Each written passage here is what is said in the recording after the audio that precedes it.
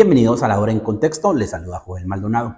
Hoy hablaremos con Javier Urizar, abogado en Derechos Humanos, para ver qué acciones de gobernabilidad se deben trabajar desde el Congreso para que se logre ese acuerdo de gobernabilidad que han mencionado los diputados. ¿Qué tal, Javier? ¿Qué tal? Buenos días. A ver, hay 2 semanas en el Congreso y vemos un estancamiento. ¿Cómo ves el panorama entonces de los diferentes bloques? Pues lo considero complicado, definitivamente. El bloque oficialista, en este momento declarado, considerado independiente del movimiento Semilla, tiene solo 23 diputados. Definitivamente tiene que hacer bastantes alianzas para poder lograr pasar su agenda legislativa, para poder lograr esta gobernabilidad que pretende. Y se ve que la alianza más significativa, en números al menos, que es la de la UNE, no es una alianza completamente sólida, hay cierta fragilidad ahí, y esto puede presentar un problema. En cuanto a esas fragilidades en las diferentes bancadas, de no lograr unos consensos, ¿cómo se avisora el primer año de gobierno entonces? Porque partimos de que en el Congreso se aprueban leyes, se aprueban fondos. Si el gobierno, el Ejecutivo, no tiene esa disponibilidad o esa maniobra en el Legislativo, ¿qué podemos esperar o cómo se puede tornar este primer año de la legislatura? Bueno, pues en el caso de la legislatura como tal, sí podría ser un año, digamos, poco productivo, ¿no? O sea, sí se podría ver un estancamiento en las iniciativas que se aprueben, especialmente algunas de las iniciales o de las principales que fueron promovidas por Semilla, por la UNE, y que definitivamente son necesarias para la población, como la ley de competencia. Ahora, por otro lado, creo que sí vale la pena mencionar que el Ejecutivo en general y en particular aquí en Guatemala tiene mucho poder, tiene muchas facultades. Entonces, incluso con una agenda legislativa un poco limitada, se podría ver por parte del Ejecutivo bastantes acciones en cumplimiento realmente de lo que se prometió. En cuanto a la agenda legislativa, pues siempre se habla de consensos. ¿Considera que se podrían dar esos consensos para avanzar con esos temas que cada bloque ha hablado? La ley de competencia, le están apostando mucho al tema económico. Está la ley de competencia, está la ley de la Procuraduría de la Defensa del Consumidor, el tema de ley de aguas, el tema de medicamentos, que al final se volvió una campaña de diferentes partidos. Pero por el tema de que los votos que se requieren, que algunos van a requerir de 107 votos, ¿considera que sí podrían tener esos avances? Yo considero que sí. Vimos realmente un buen ejemplo de una unión bastante grande de los congresistas, las y los congresistas durante las primeras votaciones de esta semana, cuando fue lo relativo a escoger a la nueva junta directiva, cuando fue desconocida la SMI. Y pues estos temas de la ley de competencias, de la ley de aguas, son temas de interés nacional, de urgencia nacional, a mi criterio. Eso sí, también son temas bastante polémicos porque hay muchos intereses de por medio de sectores muy poderosos, los cuales evidentemente tienen una intención de que este tipo de leyes no se aprueben o se aprueben de forma debilitada. Pero considero que el apoyo popular y el apoyo técnico es bastante grande, entonces sí se podrían conseguir estas alianzas. Viendo en las primeras sesiones en el Pleno, pues sí se dice el apoyo, pero cuando realmente es momento de votar, hay una fracción de esa, precisamente, de la UNE, que empieza como que a decir sí estamos, pero no estamos. Se podría seguir diciendo que sí hay un apoyo en el legislativo, a pesar de que ellos dicen que sí hay, que los temas de agenda, la agenda mínima, la agenda multipartidaria sí puede avanzar, pero como lo menciona, son temas de mayor poder que involucra a diferentes. ¿Cómo se avisora entonces eso, que es un tema muy complicado, porque no solo es dependiendo dentro del Congreso, sino que de diferentes sectores? No, totalmente. Pues considero que, claro, definitivamente la alianza entre el oficialismo y los distintos partidos no es inquebrantable ni incuestionable como ha sido en otras ocasiones.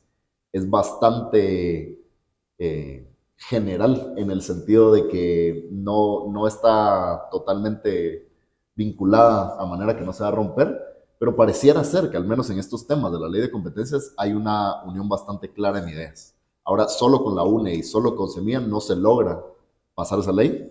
Se necesitan de otros partidos y definitivamente va a haber otros intereses, pero quizás estoy manteniendo el optimismo de que es viable como mínimo.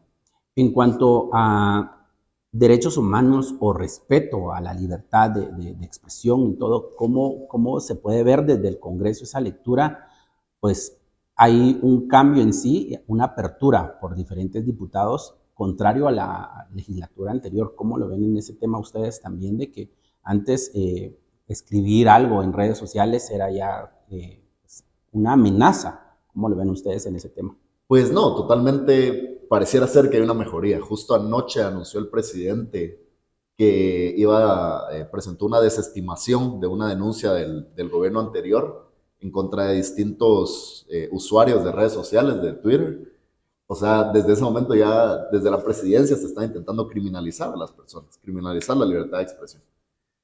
También, bueno, ustedes lo saben muy bien, que el 14 de enero en el Congreso encerraron a los periodistas en un cuartito, ¿no?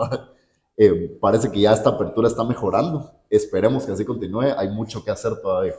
A ver, se habla tanto del legislativo, del ejecutivo, pero también entra a jugar el judicial. ¿Cómo ven en eso de que hemos visto diferentes amparos otorgados a lo que fue el oficialismo en el pasado? ¿Esto podría repercutir o tener las manos atadas al Ejecutivo?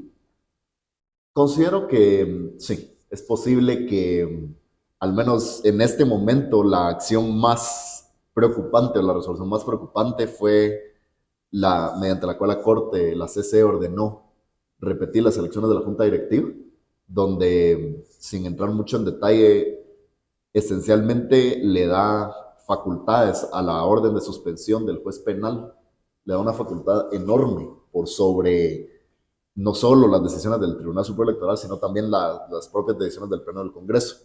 Entonces, mientras siga esa suspensión, eso definitivamente va a impedir las facultades de semilla dentro del Congreso.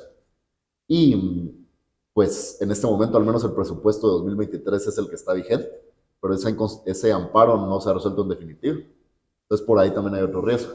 Ya, en cuanto a ese amparo en definitiva o ese valor que se le está dando al juez, ¿cómo puede repercutir? No, ya lo vimos que a un partido político, pero a nivel general, ¿cómo puede afectar? Bueno, y es precisamente, gracias por la pregunta, porque eso ha sido lo que hemos venido advirtiendo. La frase, el artículo 82 de la Ley contra la Delincuencia Organizada, que es lo que utilizó el juez Orellana, menciona que se puede suspender la inscripción de personas jurídicas que hayan sido utilizadas para cometer los delitos en la ley.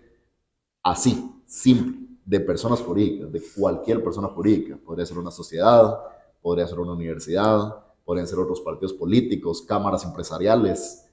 Y ojo, o sea, en este caso, a Semilla no le han dado acceso al expediente.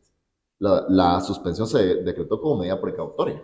Entonces usted podría conseguir a un fiscal y un juez que medio se atrevan y pedir, mire, yo creo que suspendan a estos partidos. Lo suspenden como medida precautoria y es un impacto gravísimo el que tendría. Más que en un partido, ¿qué pasa si estás en una sociedad? Entonces es un impacto muy peligroso el que puede tener esa ley. ¿Esa medida contra semillas se puede revertir con una reforma a la ley contra la delincuencia organizada? Bueno, en este momento está pendiente una inconstitucionalidad presentada por varios de los mejores abogadas y abogados de este país, justo contra ese artículo, contra el 82. Y en caso se diera se decretara con lugar la inconstitucionalidad que debería hacerse, ahí sí Semilla se quedaría de alguna manera libre con esta medida. Regresando al tema siempre del Congreso, con esa resolución o ese amparo que entregó la CC, ¿le correspondería al Congreso realmente suspender a los diputados de una bancada? ¿O hay una extralimitación también de los diputados salientes? Solo para entender, ahí se refiere a la decisión A la decisión de la Junta Directiva y de la Comisión de Revisión de Credenciales. ¿Realmente les correspondía a los diputados declarar independientes, conocer otros temas que no están dentro de sus funciones? Porque no se había visto en una Junta Directiva antes de declararlo independientes a una bancada. No, totalmente. No, eso era decisión del Pleno. Tenía que ser una decisión del Pleno, suspender a Semilla. Nosotros, cuando presentamos el amparo en octubre, justo eso fue uno de los puntos que atacamos, que la Junta Directiva no tenía la facultad de eso, tendría que haber sido el Pleno. Gracias, Javier, por acompañarnos. Amigos, recuerden seguirnos en nuestra página web, lahora.gt, y también suscríbase en nuestras diferentes redes sociales. Hasta luego.